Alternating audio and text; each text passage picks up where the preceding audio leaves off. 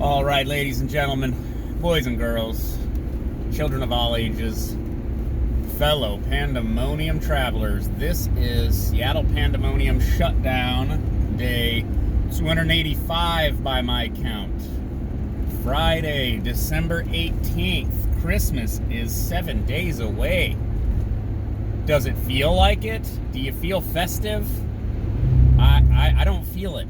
I don't know what to say. Maybe some of my more religious, faithful listeners know the feeling, or are feeling it. You know. What's going on? What's going down? Well, I noticed day 285, and I was thinking, eventually, I'm gonna get to day 365, and we're already, we're already getting close to that, and that's deeply concerning when you think about it. They're talking about basically perpetual lockdown. I don't know how long people can actually keep this up, but that's what they're talking about, in the lockdowns into 2021 and on. I don't know, man. But what's going on with the never-ending election? I see people tweet things, and a lot of times they are, hyper-partisan hacks. And you gotta learn how to identify some of these people, because they will tweet things and then that are crazy sounding even, and then delete it later, so that it's hard to track the insanity, the crazy things that they say that are going to happen. They're totally going to happen. AG Barr has a secret investigation, and they're going to blow open the whole thing and then overturn the election and blah blah blah, and then nothing ever happens. And it's this TikTok journalism, not TikTok like the video platform, but they've all been saying this. TikTok, it's coming. The thing's coming. Someone's doing a perp walk. Someone's going to jail. No one's going to jail, guys. No one. Trump's not going to jail. Biden's not going to jail. Hunter Biden's not going to jail. Hillary ain't going to jail. No one's going to jail. Well, Mike Flynn, I guess, went to jail, but he got caught in the perjury trap.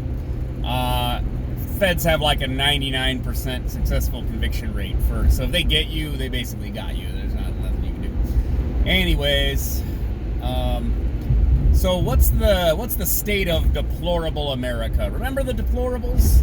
Technically, I'm a deplorable. I went from a Obama voter to a Trump voter because I actually started paying attention to what was going on with our government, with our foreign policy, our monetary policy, and took some red pills. I thought it would be culturally good for us to have a black president. I thought, let's have somebody who was, again, talking about less war and everything. And then that's not what happened. What ended up happening was more war. And then I was expected to vote for Hillary Clinton after her and the rest of the Obama administration, am I right? Collapsed multiple countries across the Middle East and North Africa. They contributed to, I'll say, the creation of ISIS. They created an absolute cluster F in the Middle East, with CIA backing rebels and other groups of rebels, and then they ended up fighting each other. It's just a disaster. And then the mass migration of refugees fleeing into Europe. They're drowning in the Mediterranean. They're getting trafficked. And then they arrive in a country that isn't prepared to actually handle the influx of people, and they're not getting integrated. They're forming their own nationalistic gangs. So based on the country they came from, they form gangs and then fight each other in the streets. It's all just a disaster. So you want a good reason as to why somebody like me couldn't vote for Hillary Clinton? Well, there you go. She was part of that whole thing. We came, we saw, he died. Ha ha ha! Oh my goodness. My goodness. Just insanity. So how are the deplorables doing now? Still backing Trump, I assume, but it's looking like Trump didn't win, so now what? I was trying to think of this in certain terms, like not just, I'm a deplorable, or if you're listening and you think you're a deplorable, that we are in fact deplorable. We're not. What we are is insurgent voters or guerrilla voters. Maybe you could call us single issue voters, but I don't think that's quite accurate. To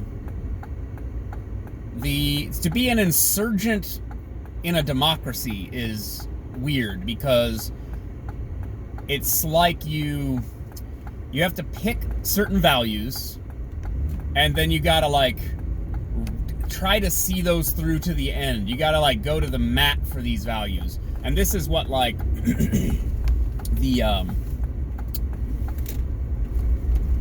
this is where it comes down to certain things. There's certain issues that are like core value issues that kind of solidify a candidate's base, right? Something like I've addressed this before. Biden, right?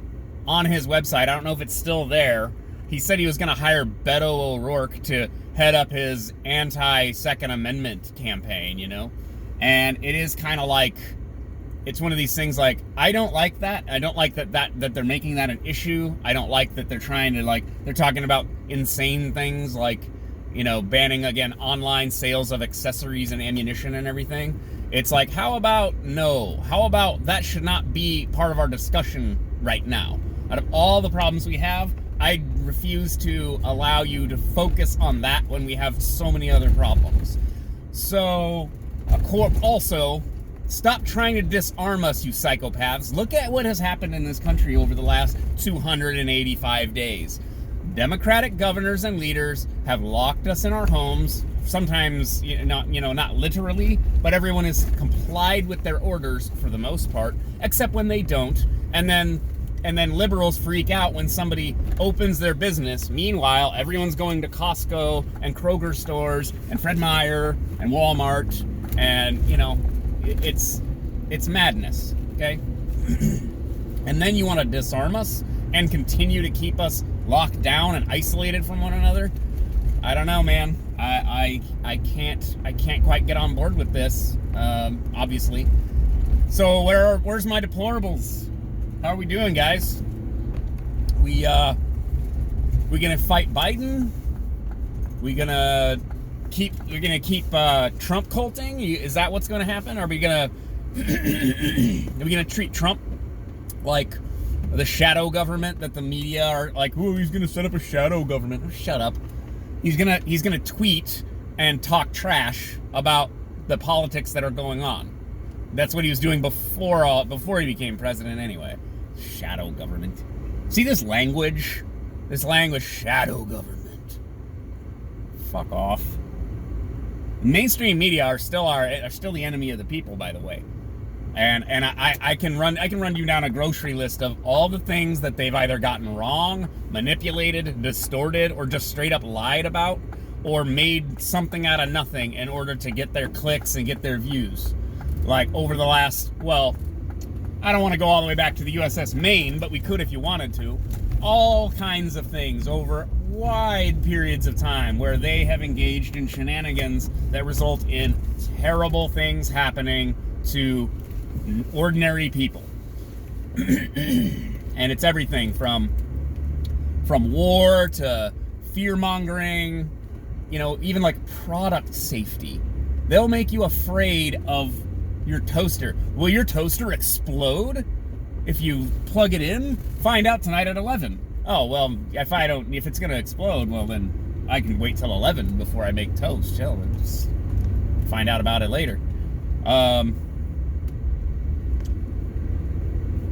So what are we doing? Are we still attacking the media? Are we going back to a local level? Because I'm about ready to head up a campaign to have a recall election of my entire city council, and I think I'd have the backing of about 60% of the city at this point. What do you think? You want to talk about insurgency? You want to talk about going guerrilla? Let's get guerrilla. Let's take down these governors. Let's take down these, let's vote them out. recall elections for every governor on the West Coast, Michigan, New York. Cuomo's going to get appointed to Biden's administration anyway, so he's going to be out. Get de Blasio out of there. And never allow him in polite society again, by the way. Don't invite him to parties. If you see him on the street, hurl abuse at him. That's what Maxine Waters said we were supposed to do for Trump and his administration, right? Do it back to these idiotic Democrats that have destroyed everything. By the way, again, everything was basically destroyed before the pandemic. And that's partially why there hasn't been a new stimulus, because the Democrats are insisting that the federal government bail out blue cities and states, just like Seattle. Seattle was a dysfunctional shithole country for the last, 5 years at least. I mean, when I got here in 2007, it was the Emerald City, man. It was a shining city on a hill. I still remember, like, my first day coming into the city, and it was like, all right, let's go to school, let's find a job, let's do this. There was opportunity. Now it's like taxi driver out here. It's just run down, beat down, just trash everywhere. It's a third world country. And now you want the feds to bail you out when people like Pete Holmes, city attorney, and practice absolute insane policies that has led to this madness and led to all this destruction. And then the rioting came and finished off what was left. You want the feds to bail you out? They said no. And I agree. I live in this. We need stimulus. People need money. The city is failing, but do not give these cities money because they are screwing up. Do not do it, Republicans. This is what I'm talking about. I'm not a Republican, by the way. I don't even know what I am anymore. I'm a deplorable. I'm some kind of anarchist, I think. So the idea of having to engage with our government in any real capacity, like voting and stuff, I understand the sort of hypocrisy or quote-unquote irony of, not believing in the concept of statehood at some level. But this is our system, and these people have power over us, man. So we gotta do what we can to keep these people in check.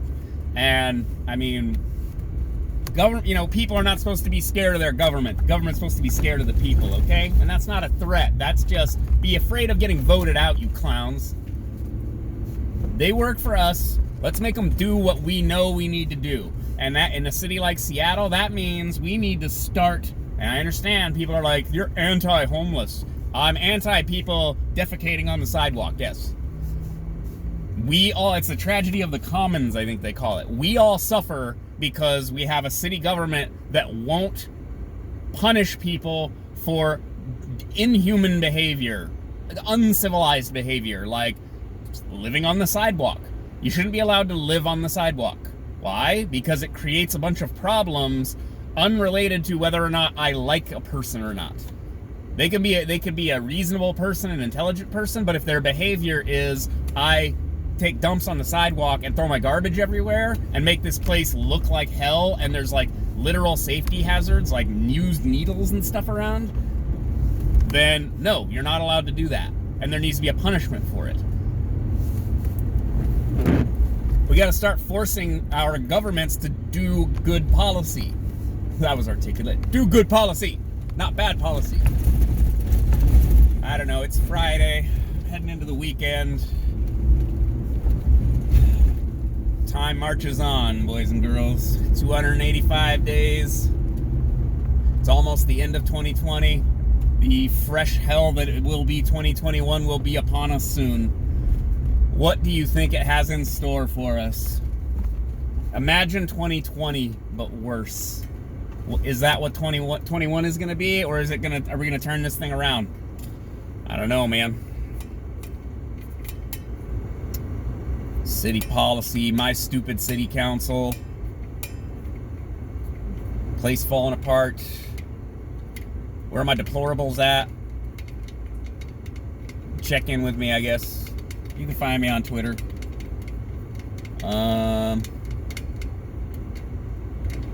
Eric Swalwell, he's one of my favorite little piggies, tweeting about hacking of our government and how Trump isn't doing anything about it. And it's like, dude was banging Fang Fang, the Chinese spy, and didn't know about it till the FBI came to him and said, yeah, she's a spy. And then he warned her, apparently, that she was being investigated, and then she left the country. So Eric, I would go ahead and just have all the seats, buddy. I would just go ahead and not weigh in on matters of national security. How about that? How about you just shut the fuck up? Be bold without the bull, you idiot. Oof. Am I masking my contempt at all? I really am. I've had it with being told who our betters are, told that our government has our interests at heart when they clearly don't, that I'm supposed to take these people seriously when they don't even know what they're talking about. Take a subject you know about and then watch government try to regulate it and try not to yell at your device or whatever that you're looking at it on. If you know about something, you'll look at government regulation and you'll go, this is insane. And then apply it to something you don't know about. Whatever else they're trying to regulate is also insane. You just don't know because you're not an expert in that field. Anyways, that's enough from me for a Friday. We'll see you guys next week. Bye.